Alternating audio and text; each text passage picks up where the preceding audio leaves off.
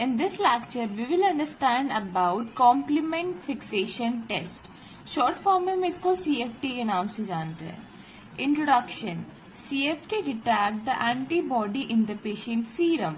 CFT क्या एक type of antigen antibody reaction है. CFT की हेल्प से हम पेशेंट के सीरम के अंदर किसको डिटेक्ट करते हैं? एंटीबॉडीज को डिटेक्ट करते हैं.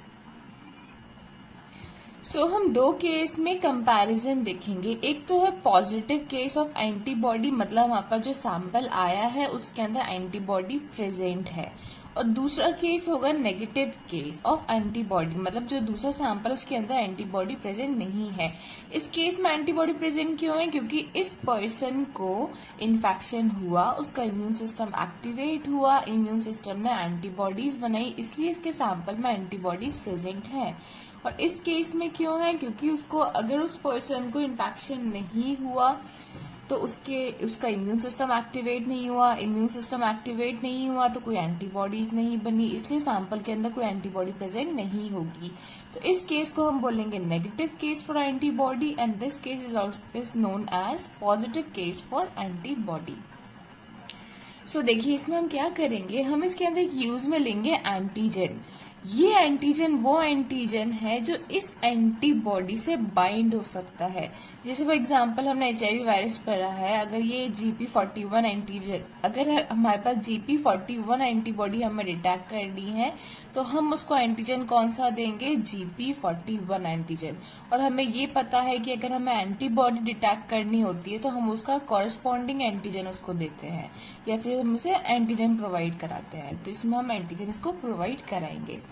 तो ये एंटीजन वो एंटीजन होगा जिसके अगेंस्ट हमें एंटीबॉडी डिटेक्ट करनी है.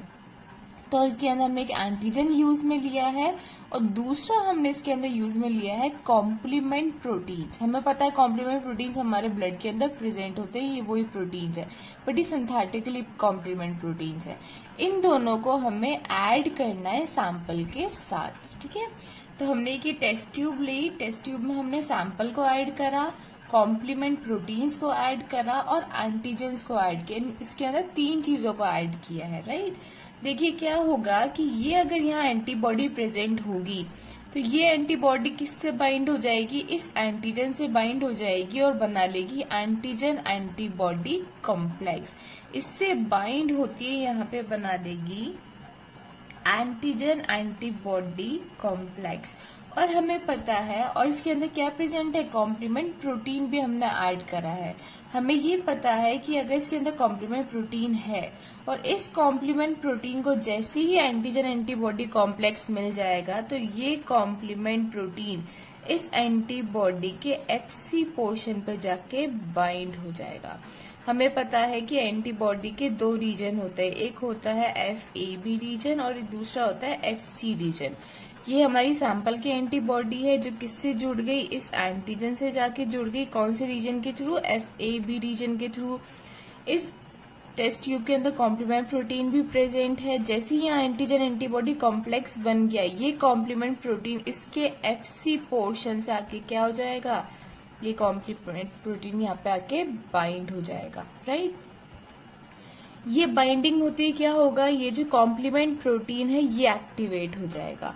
तो यहाँ पे देखिए जनरली क्या हो रहा है, क्या दिख रहा है हमें कि यहाँ पे कॉम्प्लीमेंट का फिक्सेशन हो रहा है. कॉम्प्लीमेंट यहाँ पे इस एंटीबॉडी से आके बाइंड हो गया और फिक्स हो गया है.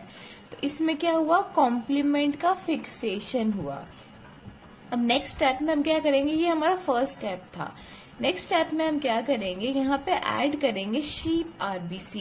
शीप की जो RBCs होती हैं उसको हम ऐड करेंगे, और दूसरी चीज के साथ ऐड करेंगे हम एम्बोसेप्टर एंटीबॉडीज. अब ये एम्बोसेप्टर एंटीबॉडीज क्या होती है? देखिए इसमें क्या होता है कि ये शीप RBC है, जो शीप होती है उनकी RBCs हैं. एम्बोसेप्टर एंटीबॉडीज इस शीप RBCs के अगेंस्ट RBC है. जैसे इसका जो नेचर होगा वो होगा शीप आरबीसी एंटीबॉडी। ये कैसे बनाई जाती है? इस शीप आरबीसी को हम रैबिट के अंदर इंसर्ट कर देंगे। रैबिट का इम्यून सिस्टम जो एंटीबॉडीज बनाएगा वो कौन सी एंटीबॉडी बनाएगा? Sheep RBC antibodies. अब इसको एम्बोसेप्टर एंटीबॉडी क्यों कहा गया है? एम्बोसेप्टर एंटीबॉडीज वो एंटीबॉडीज होती हैं जो कॉम्प्लीमेंट सिस्टम के साथ बाइंड होकर एंटीजन को किल कर देती है, डिस्ट्रॉय कर देती है। देखिए, हमने जो भी अभी तक टेस्ट पढ़े उसके अंदर भी हम एंटीबॉडीज को सिंथेटिकली बनाते हैं, बट वो एंटीबॉडीज जो होती हैं वो एम्बोसेप्टर एंटीबॉडीज नहीं होती। एम्बोसेप्टर एंटीबॉडीज नहीं होती, इसका मतलब क्या है कि वो वाली एंटीबॉडीज कॉम्प्लीमेंट प्रोटीन्स के साथ बाइंड नहीं हो सकती, बट ये वाली जो एंटीबॉडी है ये कॉम्प्लीमेंट प्रोटीन के साथ बाइंड हो सकती है। इसका एफसी रीजन को एक्टिवेट रखा जाता है, इसलिए इस टाइप की एंटीबॉडी को कहा जाता है एम्बोसेप्टर एंटीबॉडी। इसका नेचर क्या है? शीप आरबीसी एंटीबॉडी, मतलब ये शीप आरबी से बाइंड हो सकती है। देखिए, हम क्या करेंगे, इसके अंदर हम इन दोनों चीज को ऐड कर देंगे। जैसे ही हमने इसके अंदर ऐड करा, इस एम्बोसेप्टर एंटीबॉडी को, जो शीप आरबीसी एंटीबॉडी थी, जैसे इसको शीप आरबीसी मिलेगी, ये शीप आरबीसी के साथ क्या हो जाएगी? बाइंड हो जाएगी और एंटीजन एंटीबॉडी कॉम्प्लेक्स बना लेगी।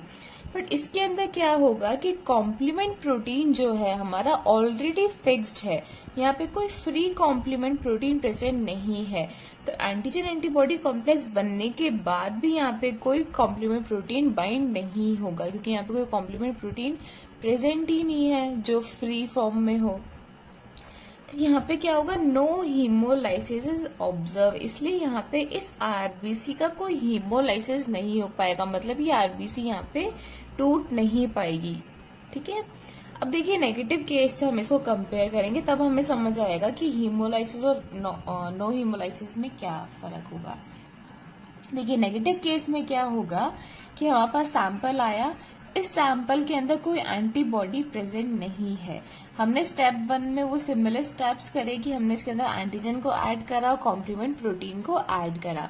अब यहाँ पे कोई एंटीबॉडी प्रेजेंट नहीं है, तो जैसे ही हम इसके अंदर एंटीजन को ऐड करेंगे, ये एंटीजन किसी एंटीबॉडी से बाइंड नहीं हो पाएगा, मतलब यहाँ पे कोई एंटीजन एंटीबॉडी कॉम्प्लेक्स नहीं बनेगा।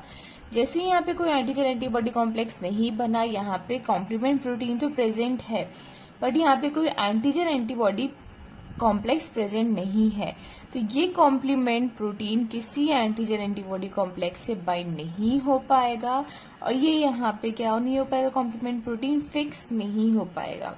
सो there is no complement fixation, यहाँ पे कोई कॉम्प्लीमेंट फिक्सेशन नहीं है और कॉम्प्लीमेंट प्रोटीन्स यहाँ पे फ्री फॉर्म में है।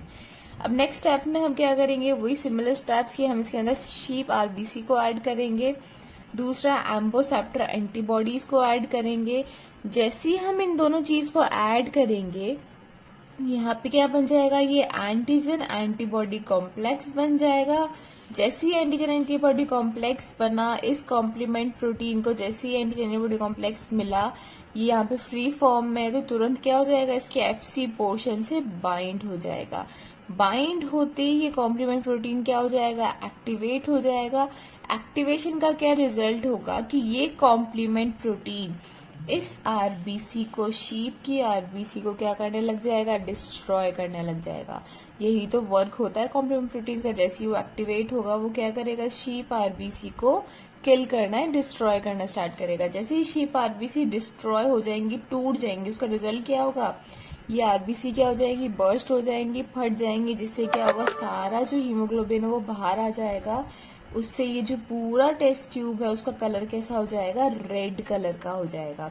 तो नेगेटिव केस में हमें क्या दिख रही है? हीमोलाइसिस ऑब्जर्व, और पॉजिटिव केस में हमें क्या नजर आ रही है? No hemolysis is observe. इसमें ब्लड अलग दिखाई देगा, सीरम अलग दिखाई देगा, और इस टेस्ट ट्यूब में पूरा ब्लड नजर आ जाएगा, पूरा ये रेड कलर का हो जाएगा।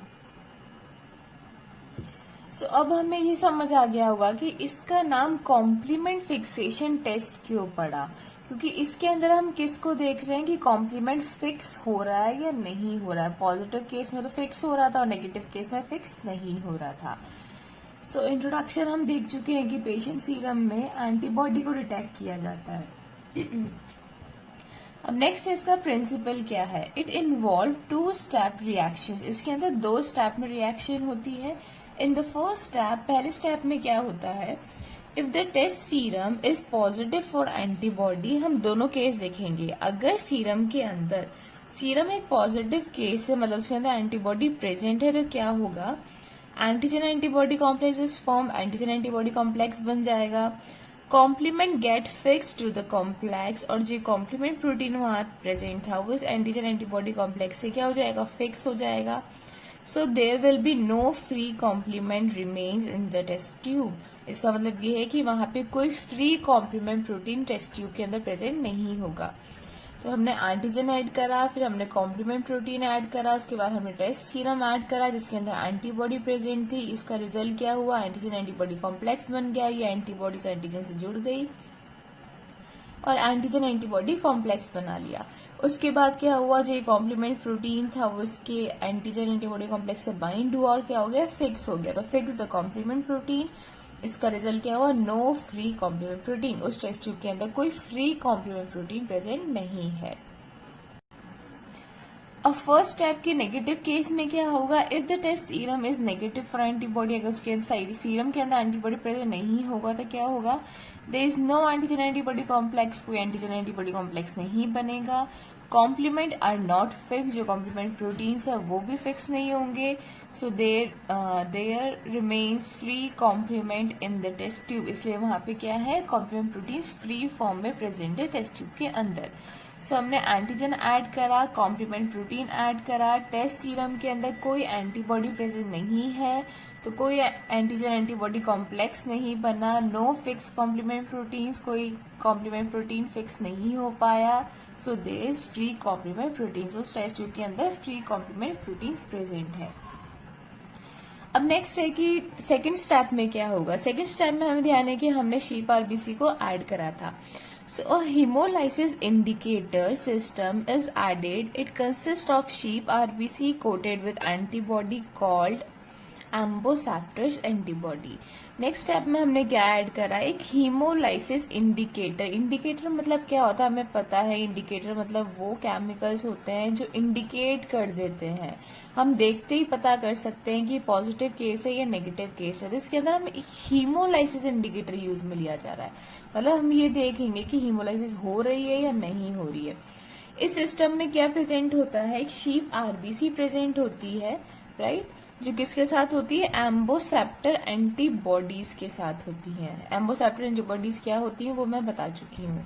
ये कैसे प्रिपेयर की जाती है, prepare by injecting sheep RBC into rabbit. अगर हम शीप आरबीसी को रैबिट के अंदर इंजेक्ट कर देते हैं उसके बाद क्या होता है, एम्बोसेप्टर एंटीबॉडीज बनाई जाती है। If the test sample is positive for antibody, तो अब देखिए सेकेंड स्टेप में पॉजिटिव केस में क्या होगा, अगर मतलब उस सीरम के अंदर एंटीबॉडी प्रेजेंट है तो उस केस में क्या होगा, there is no free complement which will no bind with amboceptor system. देखिए उस, अब हमने देखा था कि पॉजिटिव केस में कोई फ्री कॉम्प्लीमेंट प्रोटीन्स प्रेजेंट नहीं थे, तो क्या होगा कि कोई फ्री कॉम्प्लीमेंट प्रेजेंट नहीं है तो ये शीप आरबीसी से कॉम्प्लीमेंट प्रोटीन्स बाइंड नहीं हो पाएंगे। So there is no hemolysis, यहाँ पे कोई हीमोलाइसिस शो नहीं होगी।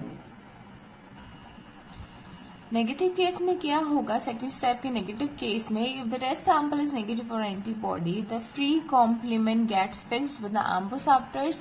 कॉम्प्लीमेंट प्रोटीन उस केस में फ्री थे तो वो क्या हो जाएंगे, फिक्स हो जाएंगे एम्बोसेप्टर सिस्टम के साथ, रिजल्ट इन हीमोलाइसिस, जिसका रिजल्ट क्या होगा, हीमोलाइसिस शो होगा। तो हमने ये देख लिया कि पॉजिटिव केस के अंदर कोई हीमोलाइसिस शो नहीं होगी और नेगेटिव केस में हीमोलाइसिस शो होगी। So this is all about complement fixation test. Thank you so much for watching.